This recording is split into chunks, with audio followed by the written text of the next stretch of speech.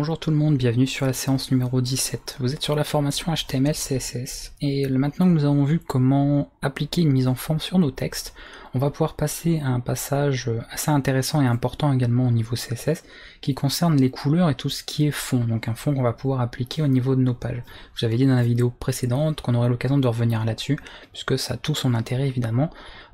Surtout plus tard quand vous allez commencer à faire vos vrais designs, si vous voulez vous passer d'image, vous allez pouvoir appliquer différentes couleurs, éventuellement pourquoi pas même des dégradés, chose que par contre je réserve pour un tuto en annexe que vous pouvez trouver ou que vous trouverez dans, sur la chaîne, la chaîne YouTube par rapport à ça. Et nous on va se concentrer déjà sur tout ce qui est couleurs et notamment les fonds, utiliser par exemple des images de fond ou même des couleurs de fond pour nos pages. Alors j'ai mis à jour notre petit fichier HTML, comme j'avais dit il manquait des petits éléments, donc j'ai en fait rajouté une simple image.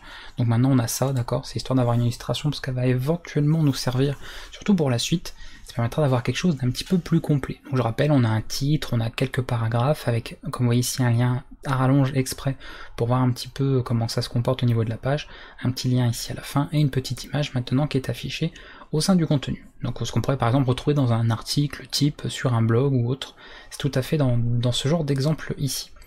À partir de là, je vais vous montrer très simplement comment utiliser certaines propriétés. Alors on va pas avoir beaucoup de propriétés, on va en voir deux, dont une qui en englobe en fait plusieurs, comme vous l'avez vu par exemple avec Text Transform ou Font dans les vidéos précédentes, et on va regarder tout ça. La première, donc c'est la balise qui va permettre de jouer sur les couleurs, donc la propriété, non pas la balise, pardon, c'est ça que je me gourde dans les mots, on a tendance à dire des bêtises, donc c'est la propriété color. Et je vous avais dit qu'on allait revenir là-dessus, puisque la couleur en CSS peut être gérée de plusieurs manières différentes, et il est même possible que selon l'éditeur de code que vous utilisez, et puis gérer ça de manière bien pratique en vous proposant par exemple de sélectionner les couleurs plutôt que de le faire vous-même à la main. Plusieurs possibilités. On a la première chose, un code couleur, des codes même de plusieurs couleurs qui sont disponibles en CSS. Pour cela, je vous invite à rejoindre donc le lien que j'ai mis ici, donc directement sur le site du W3C, donc w3.org. Vous avez le lien ici qui vous remène donc vers les codes couleurs officiels, d'accord? Donc c'est par rapport à la norme officielle.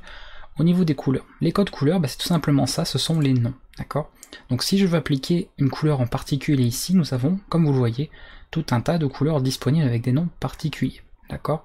Donc on peut par exemple sélectionner, alors qu'est-ce qui serait visible mais sans trop faire de mal aux yeux, ça par exemple, Dark Slate Blue, donc je vais le copier-coller, et ici je vais mettre ça directement, vous voyez, color, deux points, et je mets directement le nom, d'accord, de la couleur, ici pour tout ce qui est modif P. J'actualise au niveau de ma page, ici, et on voit la modification que c'est effectué, on la voit légèrement, mais en fait le texte là est devenu violet, et celui-là aussi. Alors je n'ai peut-être pas forcément pris le bon exemple, je ne vais pas non plus avoir un exemple qui fait mal aux yeux. Qu'est-ce qui peut être pas mal visible? On peut mettre éventuellement un petit vert, qui soit pas trop agressif à l'œil. Voilà. Donc là on le voit, d'accord? Ici, évidemment, tout le paragraphe, donc excepté le lien, puisqu'on n'a pas demandé à modifier le lien. Si vous vouliez le faire, il faudrait sélectionner, donc comme sélecteur, utiliser le sélecteur A, tout simplement. A qui concerne la balise A, donc la balise pour les liens. Et ça se modifierait également. Donc il suffirait par exemple de faire ça, hop, virgule A, et là à partir de ce moment, hop, vous voyez que le lien passe en vert aussi, même si du coup on le reconnaît pas forcément bien dans le texte, mais c'est quelque chose évidemment de possible. Donc ça c'est la première possibilité au niveau de la gestion des couleurs, d'accord, en utilisant le code. Ça nécessite de connaître les noms, ou en tout cas d'avoir la doc ici pas très loin, pour avoir tous ces noms là. C'est pas forcément pratique, en plus vous voyez qu'il y a des couleurs un peu bizarres, autant il y a des couleurs qui peuvent effectivement très utilisées, d'autres qui, enfin moi personnellement je vois pas comment on utiliserait ici la couleur chartreuse, qui est un vert fluo et qui du coup serait très très désagréable, ou le green yellow qui serait aussi très désagréable visuellement sur un site web, mais admettons, d'accord, on a des couleurs comme ça. La deuxième possibilité, c'est tout simplement d'utiliser le code hexadécimal d'une couleur. Il faut savoir que pour une couleur, vous avez trois trucs principaux. Vous avez en fait l'intensité de rouge, vous avez l'intensité de vert et l'intensité de bleu, red, green, blue. Ces trois intensités peuvent être stockées, donc en termes informatiques, même sans trop rentrer en détail, via un système de code. Si vous avez pas la présence d'une couleur, ça va être égal à 0, et si vous avez la présence totale d'une des couleurs primaires, elle sera égale à FF, c'est-à-dire 255, d'accord? Si on parle en termes décimales ou hexadécimales. Et du coup, elle s'écrit plutôt de la manière suivante. On va mettre un dièse, et on va mettre ensuite deux premiers caractères, donc on va mettre un nombre hexadécimal pour spécifier de 0 à 255 le taux de rouge, d'accord? Donc le minimum c'est 0,0, et le maximum c'est FF, pour 255 en rouge. Ensuite, on va avoir pareil pour le vert. Donc pareil, un autre nombre concernant le taux de vert. Donc par exemple, si je veux avoir le maximum de vert, je vais remettre FF. Et ensuite, on termine avec le bleu, c'est donc FF aussi. Alors je rappelle pour ceux qui ne sauraient pas en infographie, si vous avez par exemple un code hexadécimal ou ce qui est écrit simplement avec des F, c'est-à-dire que vous avez 255 d'intensité de rouge, 255 d'intensité de vert et 255 d'intensité de bleu, c'est du blanc, d'accord? Pour retrouver ces codes-là, vous n'êtes pas obligé de les connaître par cœur, même s'il y en a que vous vous souviendrez par cœur. Par exemple, si vous mettez que des F, c'est du blanc, si vous mettez que des zéros, c'est du noir, d'accord? C'est les deux inverses en fait de chacun. Pas de couleur du noir, toutes les couleurs du blanc. C'est très simple à ce niveau-là. Pour les retrouver, vous pouvez utiliser n'importe quel logiciel d'infographie, ça peut être Paint sur Windows, ça peut être GIMP, ça peut être Photoshop, n'importe quoi, et vous avez en général la possibilité de trouver une palette de couleurs, donc sur Paint c'est ici, et du coup vous allez trouver la possibilité d'avoir, alors pas le code hexadécimal ici, mais on verra par exemple d'autres taux. Le code hexadécimal c'est sur des logiciels un peu plus poussés comme Photoshop ou autre, alors je ne l'ai pas moi ouvert ici, mais peu importe, de toute façon vous saurez où trouver, et vous pourrez trouver du coup ce code à 6 chiffres ou lettres, puisque l'hexadécimal a des lettres de A à F, pour pouvoir choisir ça. Alors moi ici l'éditeur Visual Studio Code rappelle que les noms des logiciels, ce qu'on me le demande souvent, sont écrits sur le haut des fenêtres, comme tous les systèmes d'exploitation. Donc quand vous cherchez le nom d'un logiciel que vous voyez sur une de mes vidéos, il suffit de regarder ici sur la barre du haut de la fenêtre, vous voyez que le nom est marqué, Visual Studio Code. C'est ça pour tous les logiciels de votre PC, donc logiquement il n'y a pas de changement. Donc lui je passe simplement ma souris dessus et vous voyez qu'il me propose de le faire directement. Je peux même cliquer là et là vous voyez on a le code hexadécimal. Du coup ça me permet de, alors je vais le refaire, on va y arriver, de choisir la couleur que je veux, et regardez, il modifie automatiquement, et hop, j'ai plus qu'à faire CTRL S ou file, enfin fichier, enregistrer, etc. J'actualise ma page, et voilà, il a modifié la couleur, très pratique. Sinon, utilisez un logiciel quelconque, ou même par internet, vous pouvez chercher HTML Color Code sur un moteur de recherche, et vous trouverez des sites qui permettent via une pipette de sélectionner une couleur et d'obtenir son code hexadécimal. Donc vous avez plein d'outils en ligne, des outils également sur votre PC, donc ça ne manque pas, donc n'hésitez pas à voir tout ça. Ça c'était la deuxième notation, d'accord, hexadécimal, très pratique. On peut également séparer cette notation via son équivalent RGB, donc Red, Green, Blue, ensemble. Donc on l'a même vu tout à l'heure, c'est tout simplement RGB, et on va passer en paramètres les trois taux de couleur. Donc je rappelle que le minimum c'est 0, donc là 0 de rouge, 0 de vert, 0 de bleu, RGB, Red, Green, Blue, attention c'est les termes anglais, et vous voyez que ça me donne du noir, tout simplement. Si j'actualise, voilà, le texte est en noir. A l'inverse, si je mettais tout à 255, encore une fois, ce serait la couleur maxi. Donc là, si je fais ça, ça veut dire qu'il y a le maximum de rouge, rien en vert, rien en bleu, donc ça produit quoi? Eh bien, ça produit un rouge maximum, d'accord? Celui-là. Voilà. Donc ça, c'est une autre notation possible. On peut également l'améliorer en ajoutant également le taux de transparence, en mettant RGBA. A, c'est pour la couche alpha. Pareil, c'est une valeur qui va de 0 à 255. Si vous avez 0, c'est tout simplement que la couleur est transparente, mais par contre vous voyez qu'en passant dessus, regardez la sélection, ça le prend en compte. Et si vous mettez à 255, c'est que l'opacité, donc la couche alpha de la couleur, est maximale, d'accord? Voilà.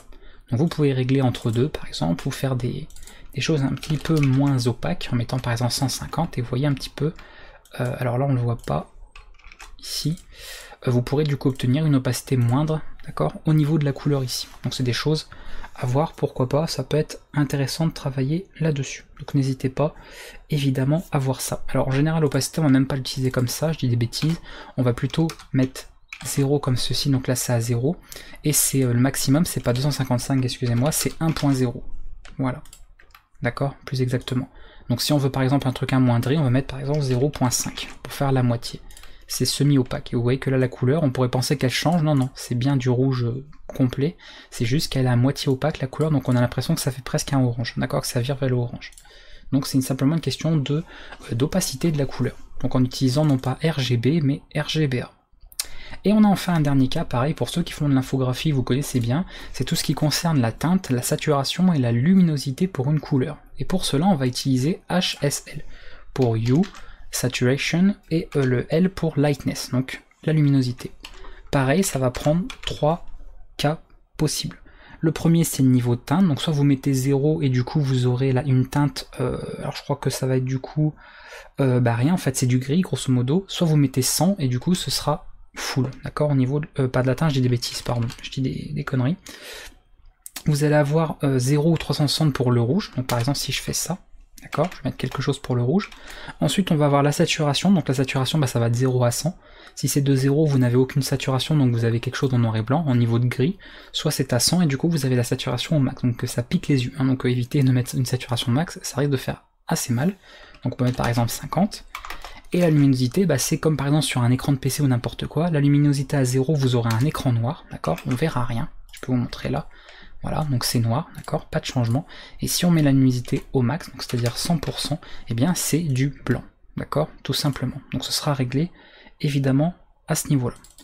On va mettre 100 ici, et du coup là on va régler un rouge. Donc on va pouvoir comme ça modifier ça. Je peux même mettre un 360 éventuellement, mais là de toute façon il va me laisser en blanc parce que j'ai mis une luminosité ici au max. Donc, je peux mettre 25, et vous voyez que ça change comme ça. Regardez ici au niveau de ça, on peut changer les différentes choses. D'accord, à ce niveau-là. Donc régler comme ça correspond, là vous voyez ici à du RGB 128.00. Donc ça ne fonctionne pas forcément partout, le HSL, c'est pas pour tout, mais ça peut être vachement utile pour gérer ça. Donc c'est à connaître également au niveau de la gestion des couleurs en CSS. Je ne rentrerai pas dans les détails non plus, parce que là on rentre dans de l'imagerie, donc c'est encore autre chose. Mais grosso modo, vous, ce que vous allez utiliser le plus, d'accord, principalement, c'est le RGB, quand vous allez vouloir écrire vraiment les valeurs de 0 à 255, pareil que l'on peut retrouver sur des logiciels d'imagerie. Là ici, par exemple, je sélectionne cette couleur au hasard. Voilà le taux de rouge, 233, le taux de vert, 22, le taux de bleu, 143. Donc il suffit d'écrire RGB, entre parenthèses de mettre 233,22,143 pour avoir cette espèce de rose là. Tout simplement, donc c'est très simple à retrouver. Sinon, on travaille principalement en hexadécimal le plus. Petite astuce également, si par exemple vous voulez du noir, plutôt que de mettre 6 fois le 0, vous avez un raccourci, vous pouvez le noter que 3 fois. Ce qui part du principe que si vous mettez 3 fois 0, c'est comme en mettre 6, donc c'est que du noir. Pareil pour le blanc, si vous mettez 3 fois un F, ça correspond au 6 également. C'est simplement pour écrire de manière plus courte, donc c'est une petite astuce à connaître.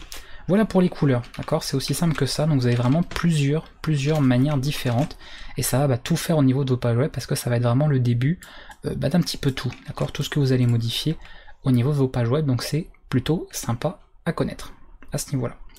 On passe maintenant au fond, tout ce qui est gestion des fonds au niveau de nos pages web. Alors j'ai téléchargé quelques images de fond qui serviront, voilà, je les ai appelées BG, donc BG1, BG2 pour background, background 2, background 3, 4, 5, etc. pour gérer le fond à ce niveau-là. On va le faire sur le body. Ici, je vais utiliser une balise, background, une propriété, pardon, excusez-moi, qui peut gérer du coup plusieurs valeurs possibles. La plus simple, c'est background color, qui va dire bah tu choisis une couleur de fond. Moi je vais mettre par exemple un espèce de gris, pas trop clair mais pas trop foncé non plus. Donc vous voyez je mets 3D, donc pas besoin d'en mettre 6 non plus, puisque c'est toujours le même.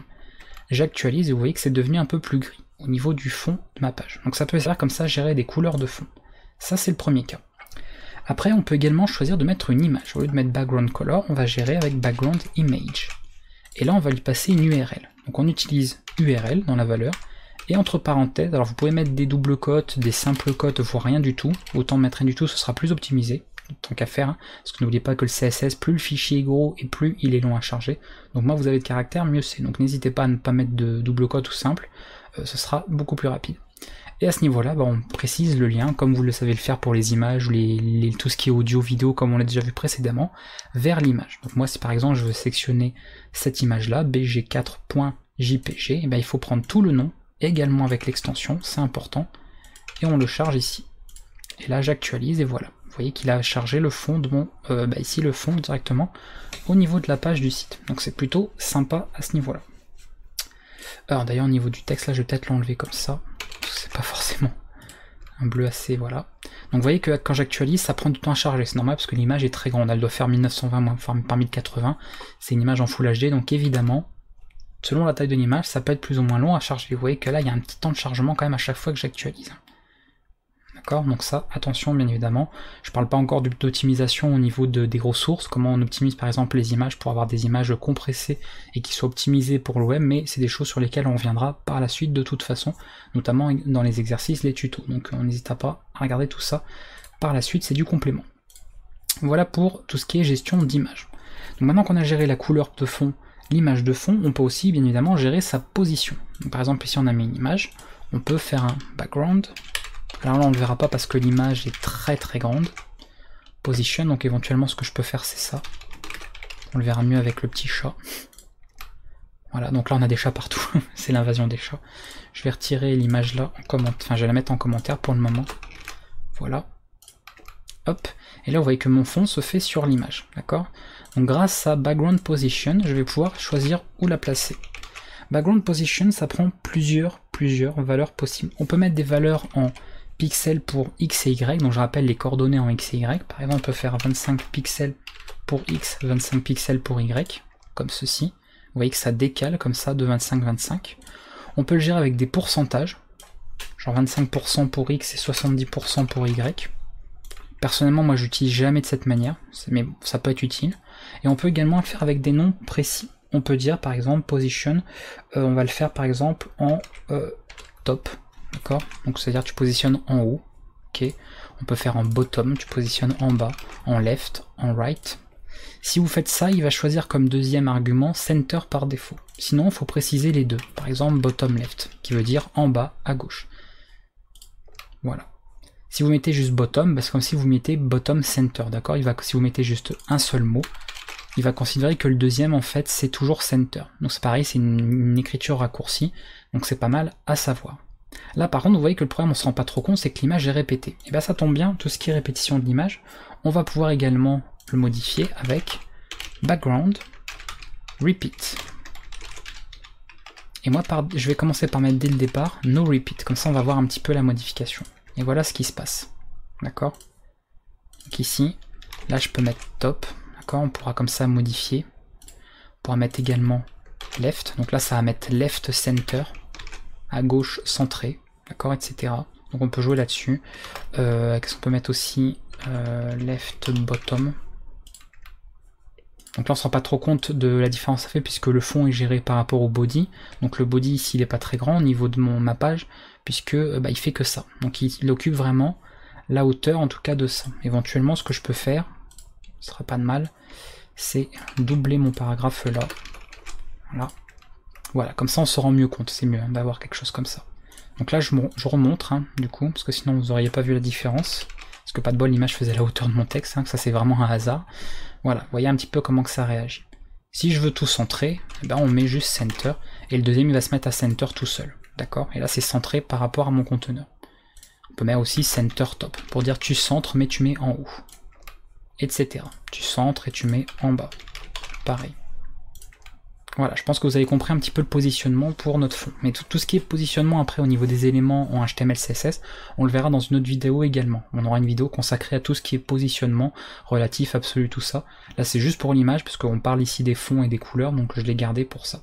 Donc c'est à connaître. On a également autre chose qui est intéressant, c'est le background, qu'est-ce qui peut être pas mal, au niveau oui, du comportement de l'image. Ce qui va être notamment concerner la taille de l'image, donc ce qu'on appelle en général le background size. Background size, c'est très sympa comme fonctionnalité, vous allez voir pourquoi. Notamment pour ceux qui veulent faire un fond par exemple pour un site, mais qui doit pouvoir s'étaler en fait peu importe la résolution de l'écran. D'accord? Si vous imaginez par exemple quelqu'un qui aurait un écran Full HD, si vous devez charger à chaque fois une image qui fait 1920 par 1080 pixels, ça va être très lourd. Parce que ça veut dire que celui par exemple qui est sur son smartphone, il va devoir charger un fond de site qui fait également 1920 par 1080. Ça va être absolument pas optimisé. Vous pouvez sans problème décider de faire un espèce de fond un peu flou, un petit peu abstrait, bref, un fond voilà, de couleur comme ça, et choisir dans le background sign de lui demander par exemple de s'étaler sur de prendre en fait tout l'espace réservé par l'écran. Ce qui fait que ça fonctionnera pour tout le monde. Ce type de fonctionnement se fait avec background size en mettant la valeur cover. D'accord ? Et là voilà comment ça se passe. Alors par défaut le cover il peut couper éventuellement l'image. Vous voyez que là elle est d'ailleurs un petit peu pixelisée. Pourquoi? Parce que c'est une image en JPEG. Donc évidemment quand on l'agrandit plus que sa taille d'origine, eh bien ça commence à flouter, donc à se pixeliser. C'est normal. Par contre vous voyez que ça occupe du coup tout l'espace. Et si je m'amuse à redimensionner mon écran, regardez ce qui se passe, mon image elle va s'adapter par rapport à ça. Donc plutôt sympa. Alors le texte non, parce que j'ai pas rien mis pour faire adapter le texte, mais sinon vous voyez que pour l'image c'est le cas. Donc c'est plutôt très très intéressant à ce niveau-là quand on veut gérer un fond en particulier. C'est d'autant plus intéressant quand on le fait par exemple avec un type de fond d'écran, genre là j'avais mis BG5. Là vous allez voir ça va plutôt rendre de manière assez sympa au niveau de ce fond-là. Et vous voyez, tout va se jouer, d'accord, à ce moment-là. Voilà. Donc ça modifie en fait le comportement ici de remplissage de l'image de fond. Donc ça à connaître. Alors background size, ça prend pas que cover comme valeur, même si c'est celle qu'on utilise le plus, c'est pour ça que j'en avais parlé. On peut avoir également contain. Donc contain c'est un peu différent, c'est-à-dire qu'il va éviter en fait de couper l'image. Vous voyez, il s'arrange en fait pour que l'image soit toujours affichée complètement dans l'espace. Donc si des fois c'est trop petit, tant pis. Mais vous voyez qu'il s'arrange toujours pour qu'elle soit affichée tout le temps, au maximum. Donc il fait un redimensionnement nécessaire, il gère les proportions pour que 100% de l'image soit tout le temps affichée en tous les cas. Contrairement à Cover qui lui peut rogner certaines parties qui ne seront pas affichées. Après on peut bien évidemment gérer ça avec des valeurs en pixels en pourcent, comme on l'a vu tout à l'heure pour la position, pour la position, en faisant par exemple simplement ça, 25px, 25px, admettons, d'accord? Pareil. Et on pourra gérer les choses aussi, d'accord? Notamment en mettant center comme ceci, en disant size c'est 25. On peut dire également 50%. Du coup ça fait ça. Charge l'image de moitié, etc. Mais ça c'est pareil, on l'utilise pas souvent, donc je vous en parle parce qu'il faut savoir que ça existe et que ça fonctionne, mais vous n'en aurez pas forcément le plus grand usage. Le plus grand usage, ça va sûrement être Cover, qui lui sera très utilisé. On peut regarder avec le test là, BG1. Voilà un petit peu le rendu que ça peut donner. Ça peut être sympa du coup, on peut commencer à avoir des sites assez sympas. Là on a un fond parchemin. Et puis de se dire par exemple qu'on aurait du coup des espaces blancs ou autres par la suite, eh bien on permet comme ça d'avoir une page qui s'adapte automatiquement, peu importe l'écran que nous avons. D'accord? C'est plutôt très sympathique, même si là on se rend compte qu'on a une petite marge comme vous l'avez vu en bas là, mais c'est normal parce que on n'a pas encore vu les marges et que par défaut les navigateurs mettent des marges. Donc ça on pourrait éventuellement l'enlever. Alors ce que je montre n'est pas forcément à faire, parce qu'on évite en général d'utiliser des propriétés sur tous les éléments de notre page, mais grosso modo je peux tout virer en faisant ça. Et ces choses, tout ça, vous en faites pas, on le verra dans d'autres vidéos. Et là, on perdra complètement. Donc ça, en fait, ça fait partie du navigateur, d'accord? Ce n'est plus lié à notre contenu.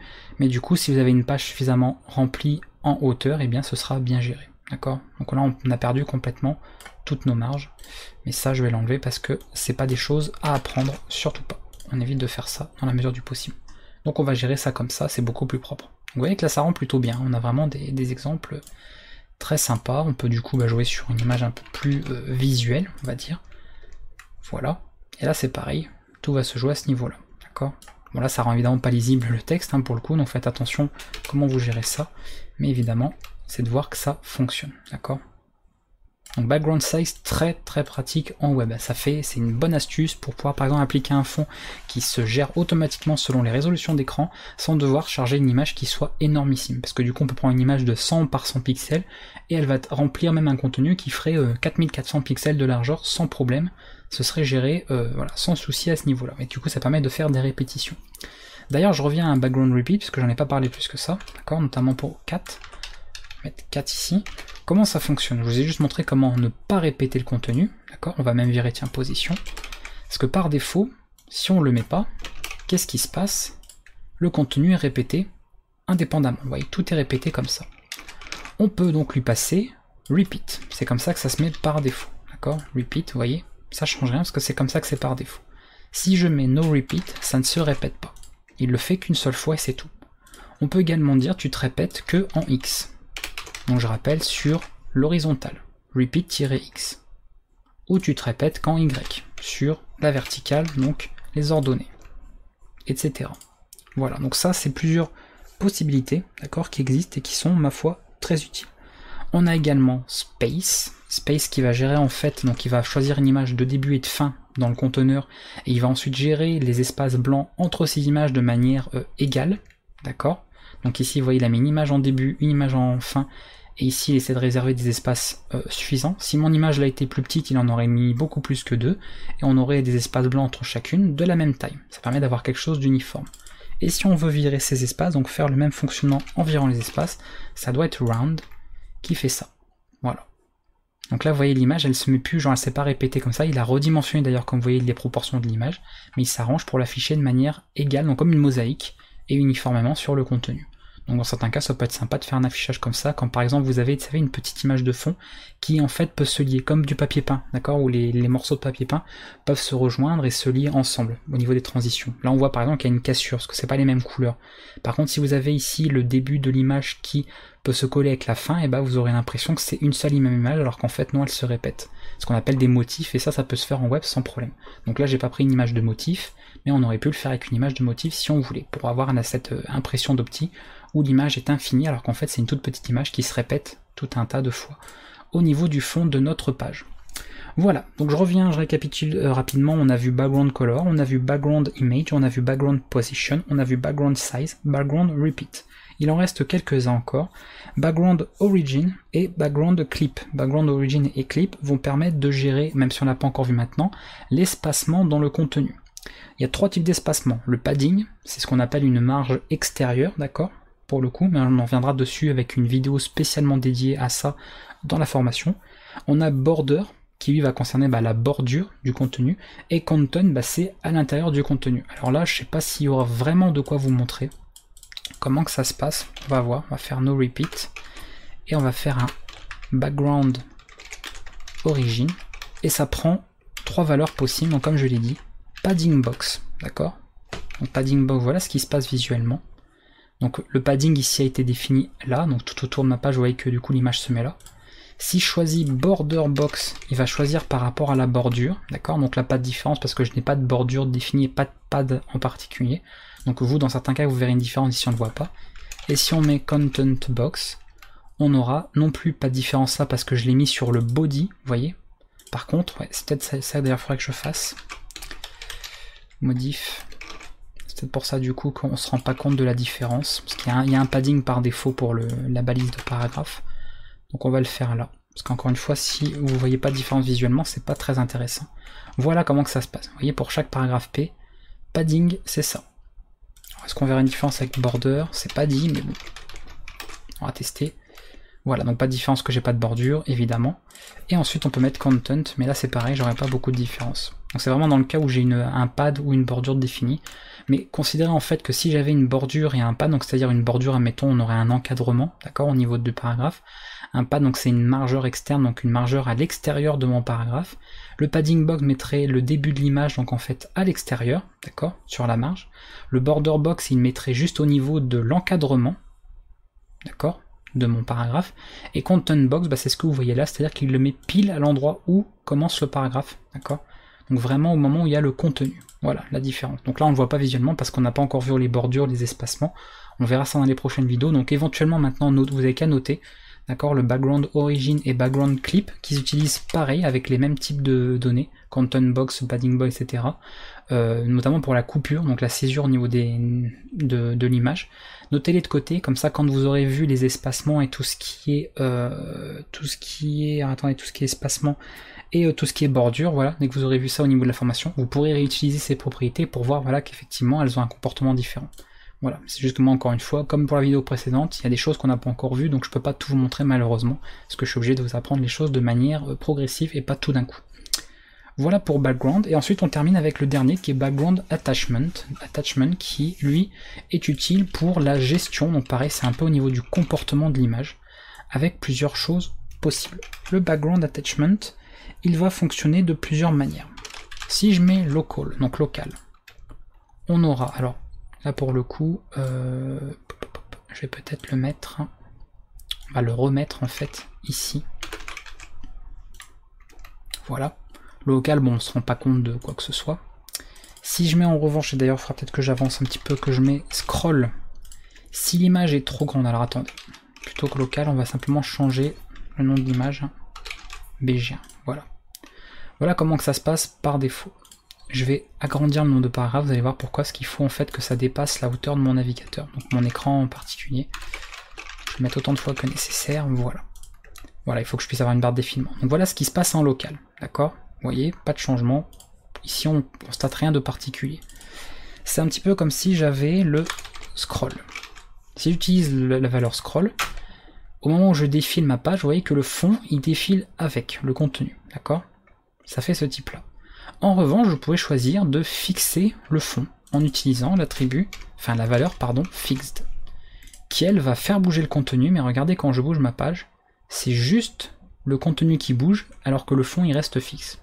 Voilà, dans certains cas ça peut être sympa. Voilà, selon les cas, il y en a qui préféreront le mode fixe, il y en a qui préféreront le mode en scroll. Ça c'est vous qui voyez, c'est une question de goût, de préférence, donc les deux sont bien, les deux sont à tester et à vous d'adopter celui qui vous plaît le plus sur vos sites web. Donc c'est deux possibilités comme ça intéressantes. D'ailleurs pour mettre color, voilà, ça sera mieux. Hein. Voilà, du coup on peut gérer ça comme ça au niveau de background. Donc voilà au niveau des propriétés ce que j'avais à vous montrer dans cette vidéo. Donc on a vu color et on a vu plein de propriétés avec background. Et toutes les propriétés que je viens de vous énoncer là, donc je rappelle dans l'ordre, color, image, position, size, repeat, origin, ensuite c'est clip et attachment. Il ne faut pas que je les dise dans les ordres, mais bon, peu importe, de toute façon ça se retrouve vite. Vous pouvez les rassembler dans une méta propriété qui s'appelle tout simplement background. Comme ceci. Voilà. Et là, bah voilà, la première chose c'est la couleur, donc on peut mettre par exemple une valeur hexadécimale de notre couleur. Si on veut pas de couleur, genre quelque chose de transparent, pareil, il y a une petite astuce, vous pouvez mettre transparent, c'est une valeur possible également. Ensuite il veut l'image, donc l'URL de l'image. D'accord. Ensuite il veut la position, donc genre top center. Ensuite il veut size, par exemple cover. Ensuite il veut la répétition, d'accord, genre no repeat.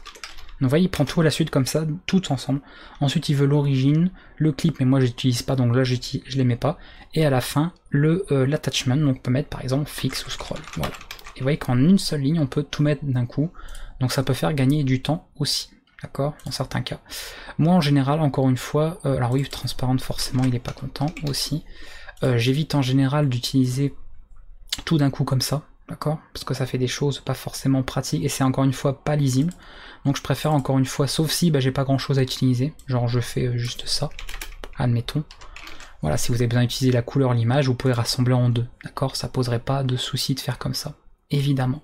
Sinon, et vous voyez d'ailleurs il y avait des petits soucis, là il y en avait trop par rapport aux éléments, essayez de les ranger comme ça dans l'ordre et de préférence utiliser les attributs séparés, d'accord. Mettre add background color, background image, c'est plus facile quand on veut modifier plus tard dans le design de notre site et beaucoup plus lisible parce qu'on comprend tout de suite à quoi correspond chaque valeur. Si on a 15 000 valeurs dans une propriété, on sait plus à quoi ça correspond, on finit par les mélanger et du coup ça va pas. Donc c'est mieux, je trouve, ça c'est mon petit conseil, d'utiliser plutôt background color comme ceci, même si ça rajoute des lignes, c'est vrai que c'est moins optimisé en termes de rajout de lignes. Donc, et ensuite de faire tout simplement comme ceci. Après, si vous avez peu d'éléments, vous pouvez les rassembler comme je l'avais fait. S'il y a juste par exemple la couleur de fond et l'image, vous pouvez te mettre ensemble dans background, ce sera évidemment mieux et ça restera lisible quand même. Mais si vous commencez à avoir 5-6 valeurs, c'est peut-être mieux de les séparer, en tout cas pour que ce soit beaucoup plus lisible et beaucoup plus facilement maintenable par la suite. Voilà pour cette vidéo, je pense qu'on a fait le tour de tout ce qui pouvait être intéressant en termes de couleur et en termes de fond. Ça fait encore beaucoup de choses qui viennent s'ajouter à ce que vous avez appris en CSS. Pareil, comme d'habitude, toujours le même conseil, n'hésitez pas à mettre ça en pratique, à faire vos petites pages web. Voilà, faites-vous une belle page HTML, d'accord, avec des titres, des bonnes sections, des bonnes structures au niveau de votre page. Vous savez, les sections, header, footer, tout ce qu'on a déjà vu précédemment, articles, etc. Vous faites un exemple d'article de blog ou même carrément de page de site, un truc bien complet avec des liens, des titres, des textes mis en emphase, avec une liste à puces, avec un tableau, pourquoi pas, bref, pas mal de choses, et essayez d'appliquer un design CSS petit à petit que vous faites évoluer au fur et à mesure de ce que vous apprenez. Il n'y a pas meilleur moyen pour apprendre et assimiler tout ce que vous allez voir et tout ce que vous avez déjà vu sur cette formation. Je vous dis à bientôt pour la prochaine vidéo, on se retrouvera du coup pour la séance 18. Ciao tout le monde.